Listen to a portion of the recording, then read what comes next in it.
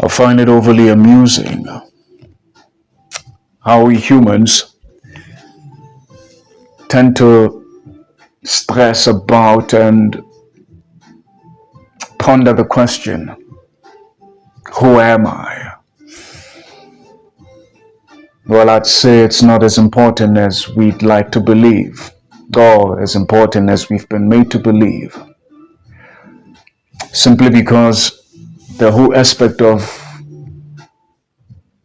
our experience is irrelevant in the context of, or in the context behind our asking. We want better understanding, right? And so, keeping that in mind, I'd say the who aspect of our experience is quite relative, in the sense that who we are depends mainly, if not heavily, on choice. That's to say, there's never a time when we don't choose who to be. This is always happening. And so I think the more impactful question to ask would have to be, what am I? Because the what aspect of oneself is fundamental. It's one's nature. And so if you get a better understanding of the what, then the who will become more naturally navigatable. It's like now you know what you're working with, and so you can make the most out of the who, because the who is not permanent. It was never meant to be. It's quite lucid, actually. Hence, evolution is possible. Otherwise, if the who aspect of our being was permanent, then life would be rather stale. People wouldn't change. People wouldn't grow. And so I would equate the who aspect of experience with personality, which is constantly in a state of fluctuation. At least for most people, this changes only when we hit a certain stage, which we consider to be within the range of adulthood. That's when most people now stop changing. That's to say, they stop evolving. They go against nature.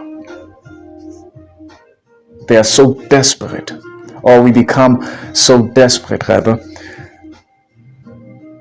to a sense, or to feel some sense of belonging, that we look for the who in our past experiences, because that's the only thing that we know of ourselves. We don't really know, we just remember.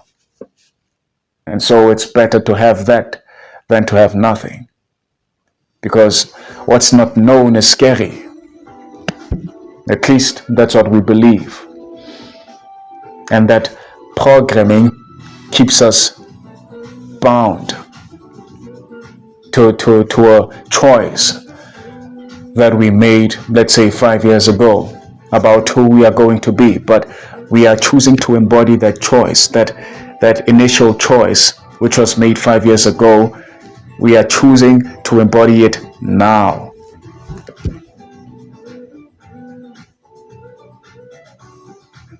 And this choice function will formulate certain thought patterns, and in turn those thought patterns will change the condition of one's mind. And the condition of one's mind will then become the reflection of one's world, so to speak. That's to say, how we see the world will be a reflection of the condition of mind, which is a byproduct of the thoughts that we gave life to, based on the choices that we made. It's like an imprint, and this imprint we often call perception. For example, I'm looking at this camera. One may just see a camera, something to use for fun, or one may use it as I'm using it to make educational content, if I may. But it's still fun, right? But I'm sure you get my point. If not, then you're not paying enough attention. And so with that being said, I would like us to consider the what aspect of who, or the what aspect behind the who.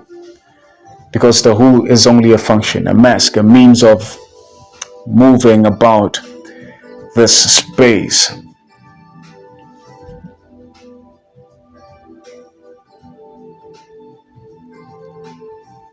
Who is not so important.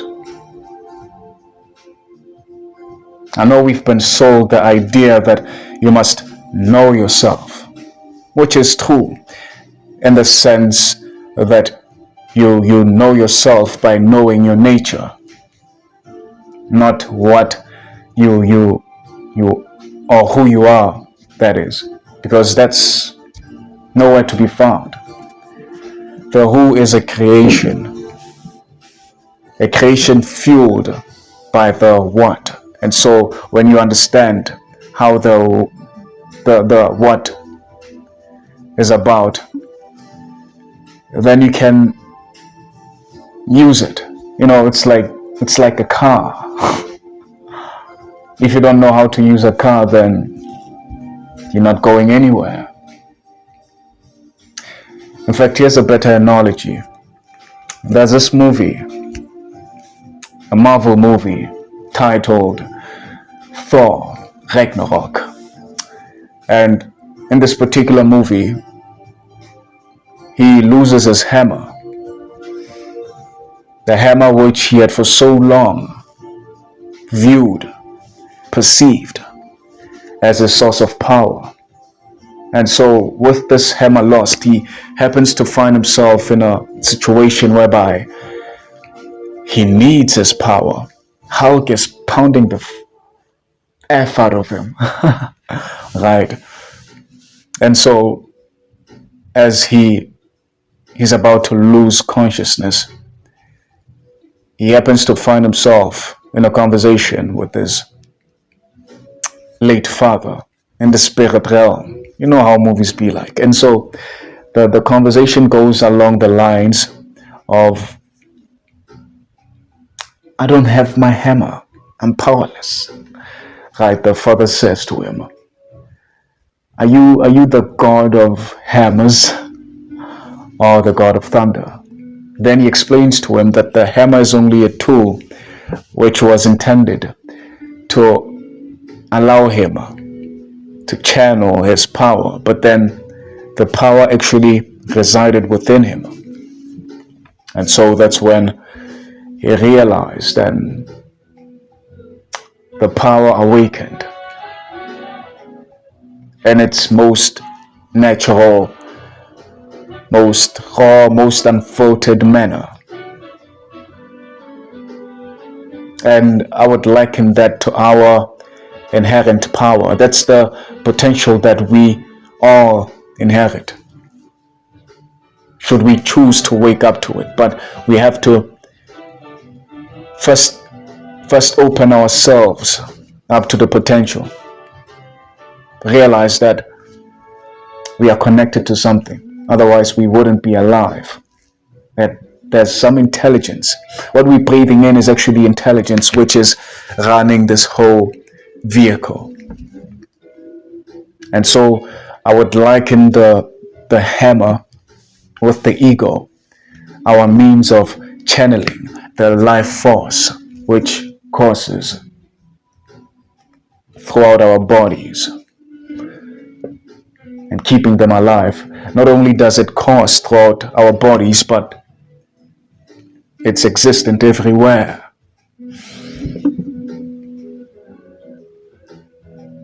Space, what we think of as nothing, is actually alive.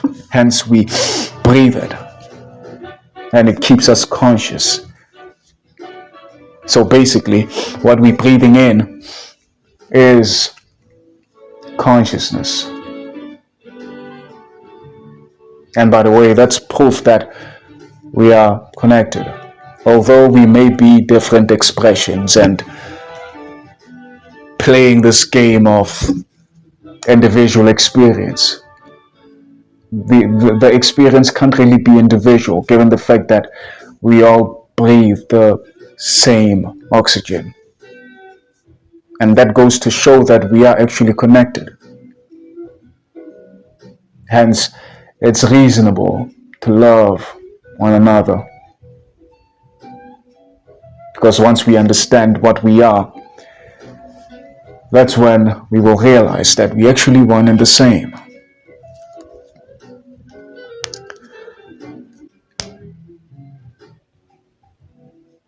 You know, there's no real point to this video. I just wanted to clarify that misconception of who, which we want to know. But what we want to know is not actually what we are asking. We are asking who, when what we are seeking is what. And so we can only find confusion. Because who, like I've said, it's elusive. It's the most elusive thing. And that's by design. Once you acknowledge that, you will begin to wake up to your power and realize that your control lies not in being controlled. You don't have to control, but just align. And that alignment will be reflected within your intentions. Your intentions will be born of the choices that you make.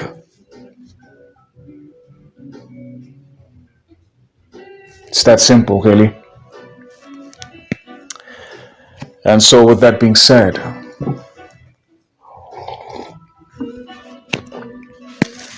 my lovely fellow human beings, love and light. Mwah.